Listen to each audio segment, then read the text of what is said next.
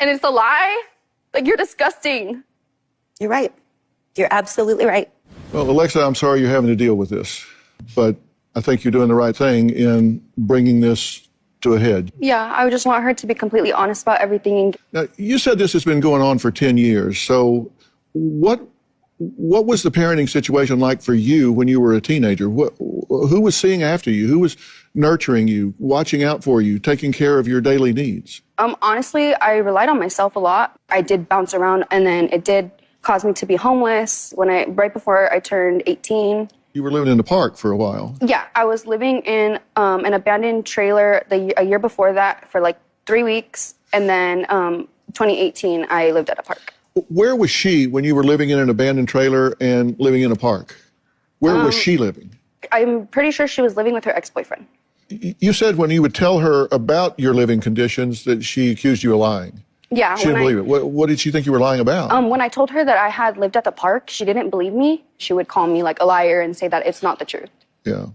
You said you've tried to confront her about your feelings of abandonment, and that when you do, she feels attacked or denies what happened and says, and I quote, "I'm an alcoholic, there's nothing I can do about it." Mm-hmm. So anytime there's like a problem or I need a parent's support, and I go to my mom for those types of things, she kind of just like, if it's too big of a situation and she doesn't know how to deal with it, she'll just pretty much blame it on the fact that she's an alcoholic and say that she doesn't know how to deal with it because she's never had a mom, and that's pretty much it. Wow. So at times she's in denial about what her problems are. Other times she hides behind them Exactly. to escape accountability for you. Mm-hmm. She had cancer before, and you took care of her, you helped her. When it came back, what was her attitude about getting treatment? She told me that she pretty much would never wish chemotherapy upon her worst enemy. And she basically told me that she wasn't going to do chemo, even though she knows she has cancer. She put a burden on you. She said, if things get really bad and I'm not cognizant, she said, I want you to pull the plug. Mm-hmm. That's a heavy load to put on a young daughter. That's a big responsibility. Like, that's pretty much me choosing to end my mom's life. And that's not something I would ever want. And what do you want her to do? I just want her to get better and, like, just do chemo again. Or at least try to fight. For her life. For her life and for her kids. This is killing you, obviously. Well, Alexa says her mom's alter ego is Drunk Jen.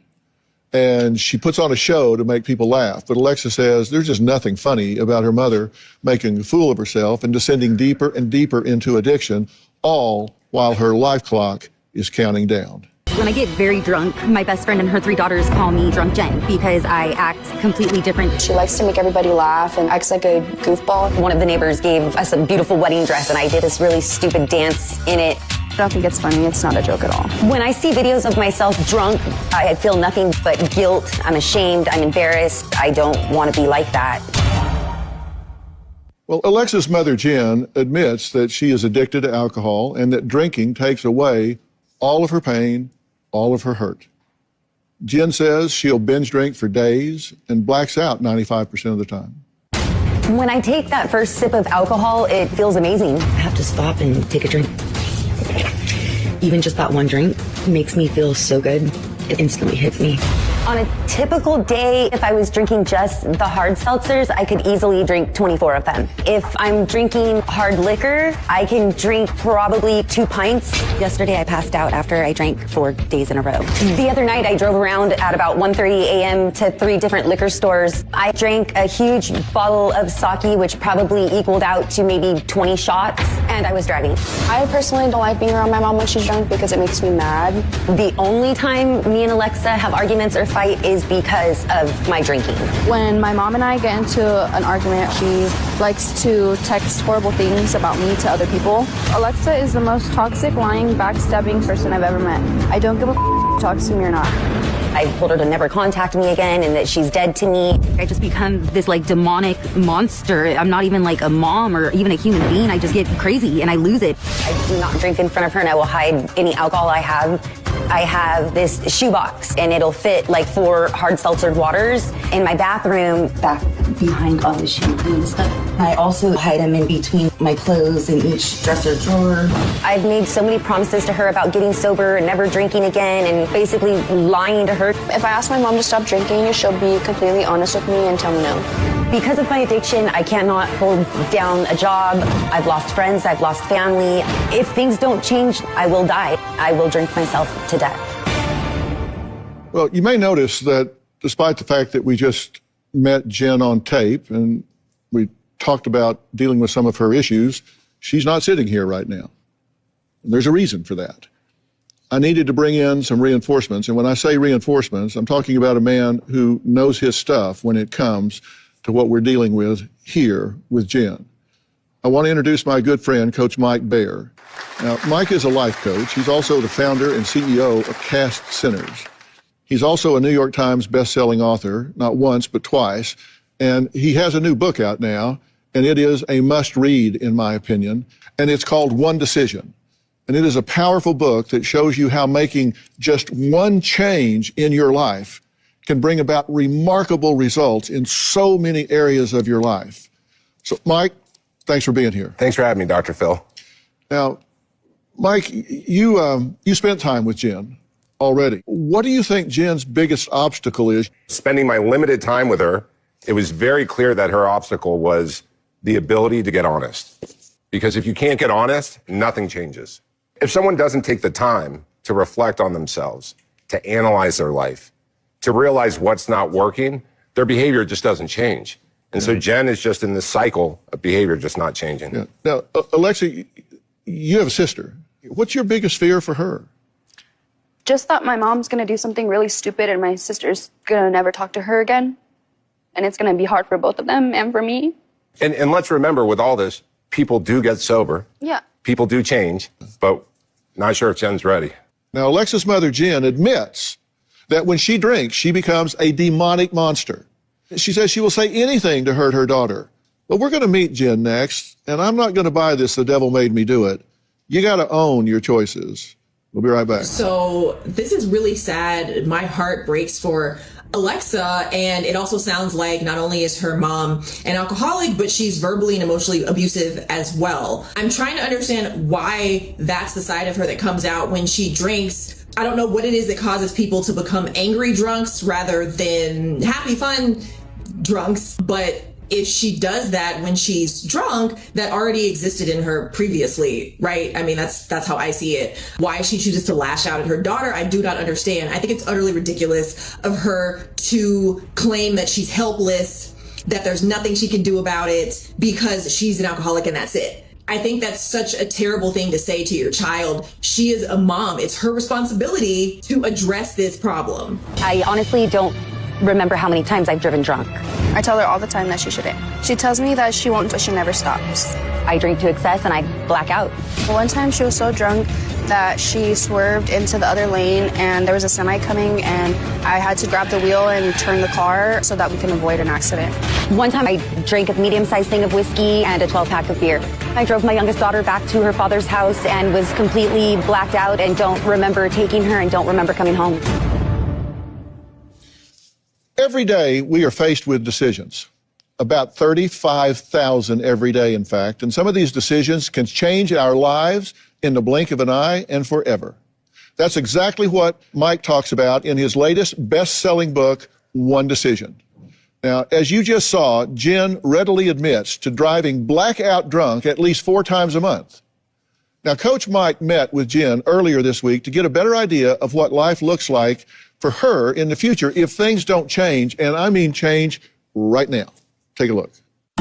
I'm Coach Mike. Hi, I'm Coach Mike. And Dr. Phil has asked us to get together. And it sounds like some of the decisions you've made may end up with you being homeless in about 2 months, right? Yes. What I want to do is an exercise with you, which I call playing the tape through. Okay. Let's say you haven't stopped drinking in 2 months.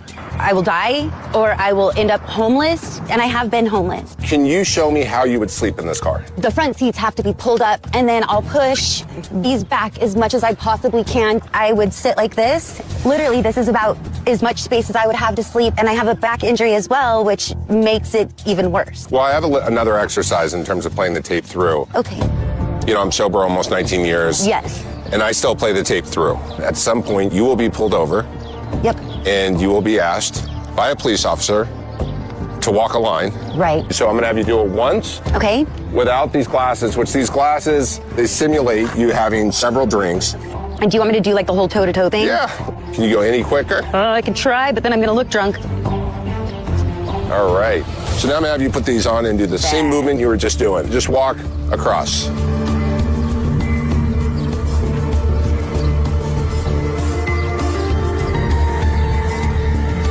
All right, you can take them off. Okay. Kind of ended up way over here, right? Right. People don't believe it when they're under the influence. Like you said, I'm a good driver even when I'm drunk. Yeah, which is horrible. Now, we're going to talk about playing out the tape if you decide to get sober. You've had attempts in the past. Why do you think they haven't worked? I wasn't actually trying to get sober. I was just trying to do what everybody else wanted me to do. What's the biggest excuse that stands in the way of you getting sober? Honestly, I wasn't ready to stop having a good time. You know what's interesting? The first thing that came out of your mouth was honestly. The reality is you know your life will get better if you get sober. Exactly. And the number one step is making a decision to be honest. Are you able to work? At the moment, no. I'm on medical leave. No. I'm talking about, do you have the ability?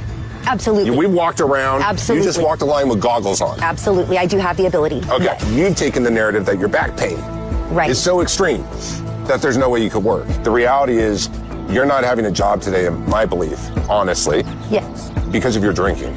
You're absolutely right. And I do need to stop lying to everybody, and I need to stop lying to myself. Where are you feeling? It's a lot of guilt for the bad choices that I've made that have led me to where I'm at now. You drink because you don't want to think about it. Yes, I drink because I don't want to feel it. Really what it comes down to is first getting honest, then being open, and then being willing. Yes. So we're going to sit down with Dr. Phil, see what decisions you need to make. Right. And what do you need to decide to do differently in order to get it this time? Well, Jen, I'm glad you're here. Thank you for having me. You seem to have some candor with him that you haven't had before, for a long time at least. Yes. And he has that effect on people. Well, Jen says that when she takes the first sip of alcohol, it takes away from the very beginning all of her hurt and pain. And that once she does that, she's going to drink everything she can get her hands on. And you've seen that, right? Mm-hmm. What does she do with that? Well, that is someone who's an alcoholic has the inability to control after they intake that first amount. The question is, why would someone take that first drink knowing that the consequences would be so bad? And you have another daughter besides this. Yes. And you say you have driven drunk, blackout drunk, with that child in the car. Yes, I did. What the hell are you thinking? I wasn't. I don't have any excuse for it. I should not have been driving her, period. Yeah, I should have called her father no matter what would have happened and had him come you and get don't. her. No matter how bad it made you look, it would not be as bad as you driving her blackout drunk and putting her life in danger. I agree. Well, look, Mike got real with Jen about being honest, and she actually admitted that she hasn't been telling the truth about some things. The question is she ready to be fully forthcoming about everything in her life? We'll be right back. Before the break, we looked at a tape where Mike sat down one-on-one with Jen, and she admitted that she hasn't been the most truthful about some things. She even admitted that it's possible she could return to work, that her back isn't as bad as she might make out sometimes. But is there something else Jen hasn't been honest about? Take a look. There's something that I need to talk to Alexa, my daughter, about, but I don't know exactly how to bring it up. It's a lie and it's a big secret. The reason that I lied was because I was already drinking heavily. She was already getting fed up with me because I kept telling her I wasn't going to stop, and I never stopped. The lie caused her to show me love and sympathy and not be mad at me for being a drunk. It is time to tell Alexa the truth. If I'm truly going to get the help that I'm trying to get right now, I need to put everything out on the table, and she needs to know.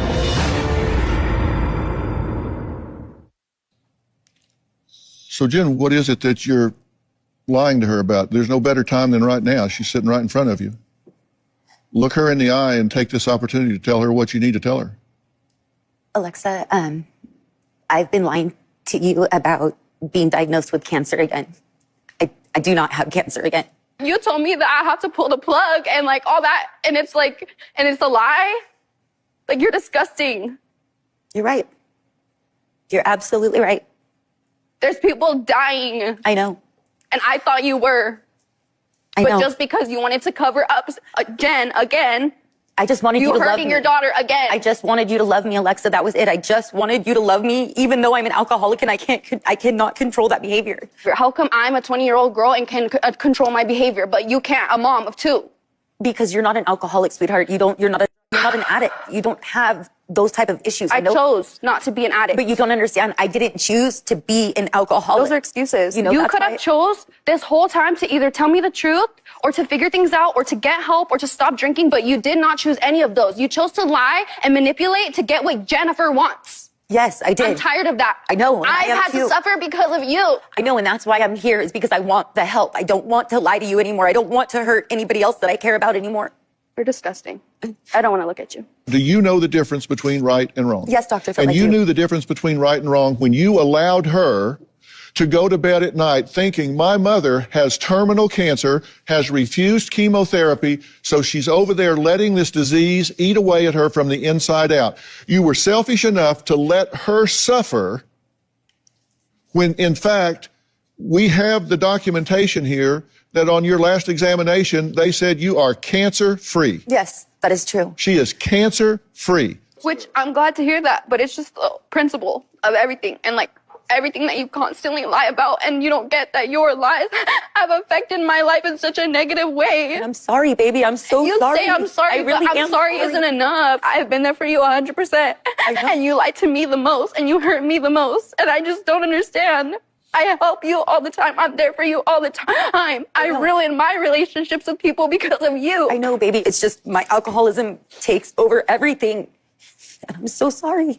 But okay, so if your alcohol takes over everything, what about the lies? What was the point of lying? Who did it benefit? You? It didn't even benefit me. It didn't really benefit anybody. Then why did you lie?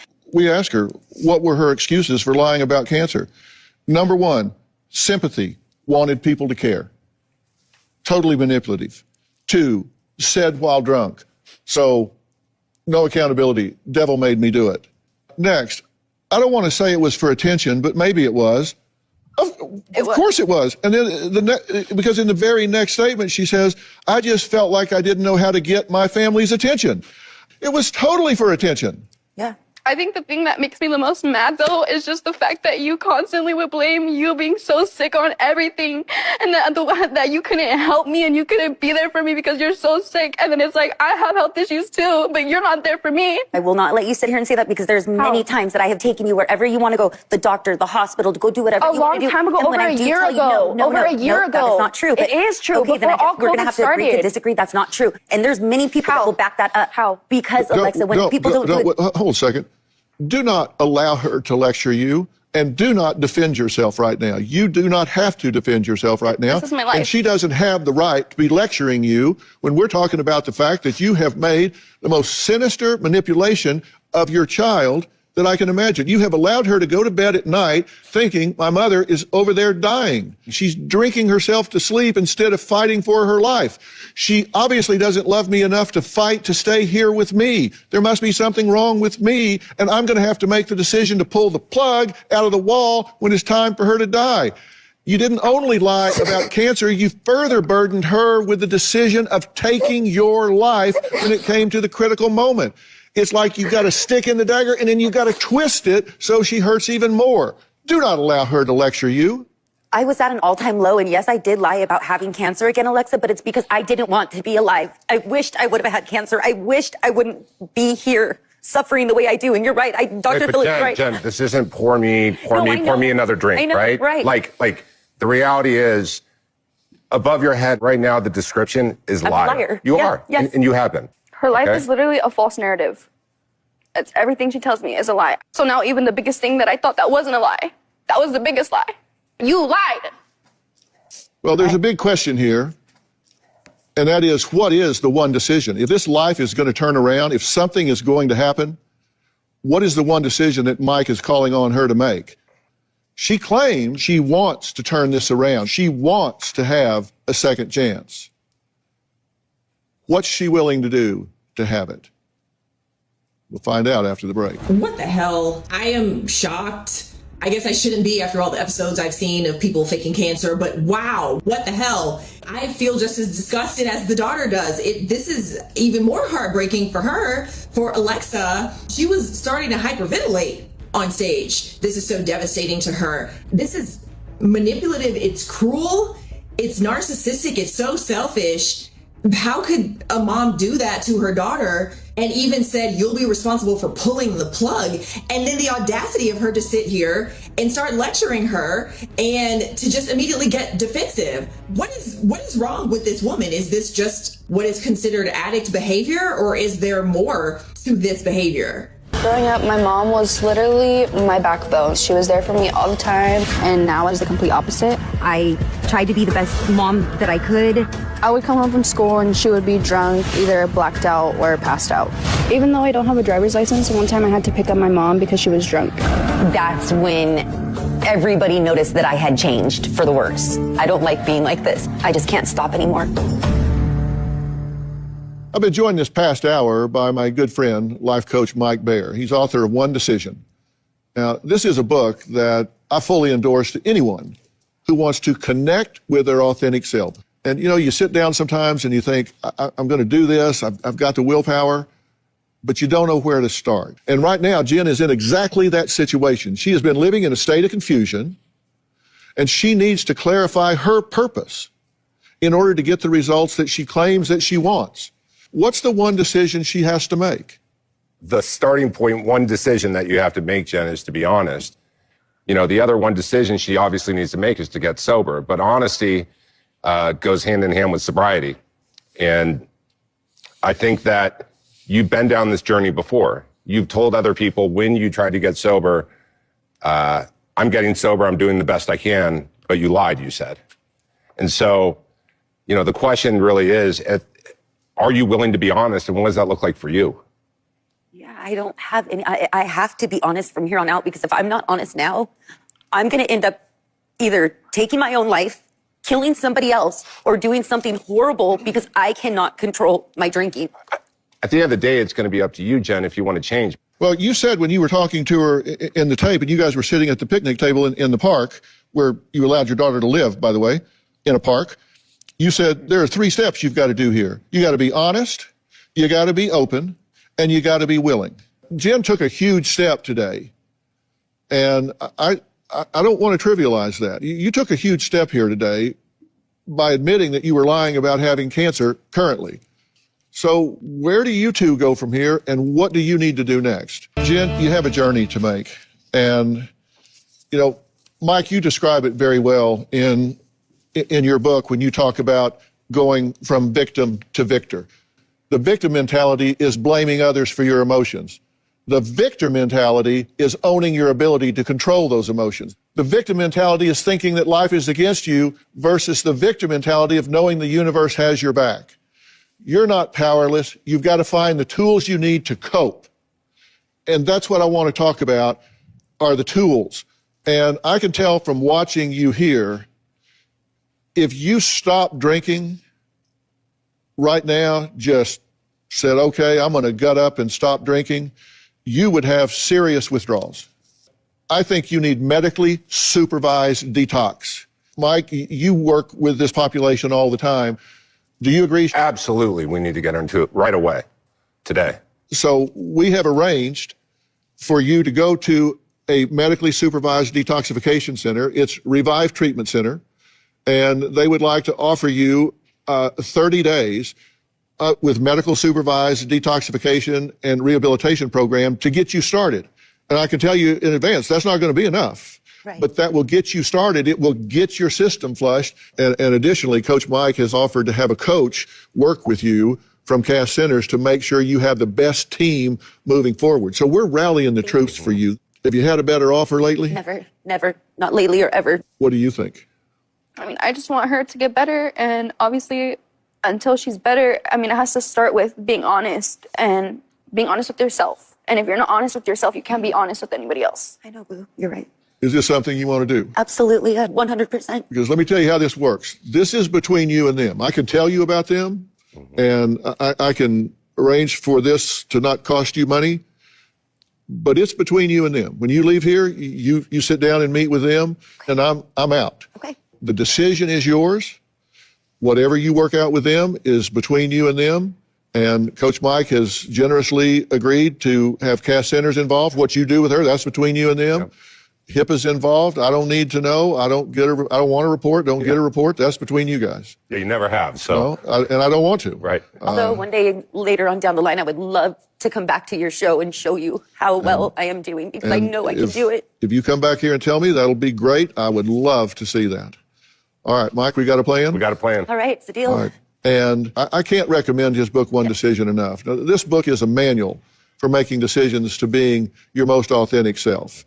And if you'd like your own copy, you can pick one up anywhere books are sold. I mean, this thing is everywhere. Wow. Okay. So in this episode, we have Alexa and her mother, Jen. Jen is an alcoholic. She gets mean and verbally and emotionally abusive towards Alexa when she's drunk. She's driven drunk, accidentally crossed lanes into oncoming traffic. She's blacked out while driving another daughter home and doesn't even recall driving at all. She keeps blaming her actions and her behavior on her alcoholism, but has also flat out said that she would never get help.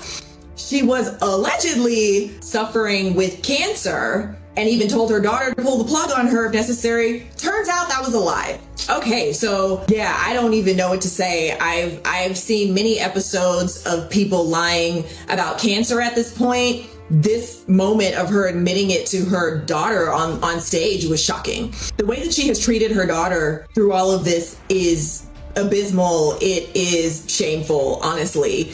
I could say it's just the result of addiction, and people who are in the throes of addiction have this selfish, self-centered behavior that they use to keep fueling their addiction. But look at the end results of that. Her daughter is devastated and deeply traumatized. She even lived homeless in a park while Jen lived with her ex or her previous boyfriend or whatever. I mean, I think it's amazing that Alexa is so responsible at 22, so eloquent and well-spoken.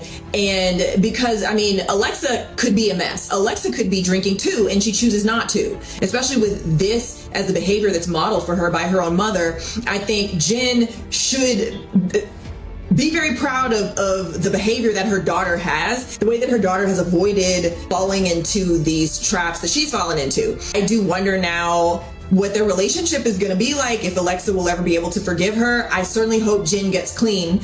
I'm glad that Dr. Phil mentioned that at this point in her addiction, her withdrawals would be so intense, it would be dangerous. I've never dealt with alcohol addiction, but I am aware that when it comes to alcohol specifically, it can be very dangerous to quit cold turkey. I believe it can also kill a person depending on how bad their addiction is. So I'm glad that he suggested a medically induced process at a facility. I hope that Jen is being honest when she says she's ready for this. I do think it's a big step for her to come out and admit the truth on the show. I'm glad she did that, but wow. Terrible situation. But what did you guys think about this? What do you think about Jen and her addiction and her behavior throughout her addiction?